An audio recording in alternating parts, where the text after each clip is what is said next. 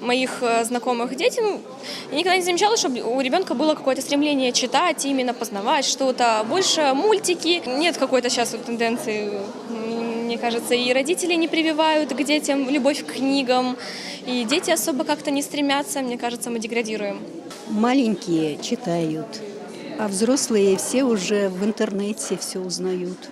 Ну, книги не читаю, к сожалению, только если учебники в школе, а так в основном интернет. Ну, они читают по технологии оригами, бисероплетение, макраме. Да, конечно, но стараемся, конечно, больше читать на крымско-татарском языке, чтобы обогащать свой словарный запас, знать больше что-то из нашей литературы, из нашей истории, ну и другие, конечно, для общего развития. С крымско-татарского на данный момент я читаю Сейтумер Амин, Тианан Йылдызы. Да, вот сейчас заканчиваю читать Шерлока Холмса, уже третий, по-моему, том. На данный момент я подсела на психологические более книги. Например, «Алхимик».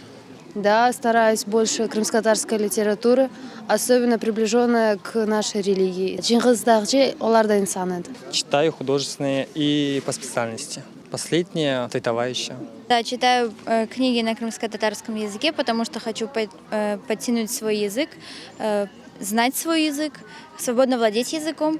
И я читаю произведения Чингиза Дагджи, потом читаю Юсуф Болата, Шамиль Алядин, Чергес Алим, стихотворение очень хорошее пишет. И думаю, что для нашего народа это ценно и надо читать всем.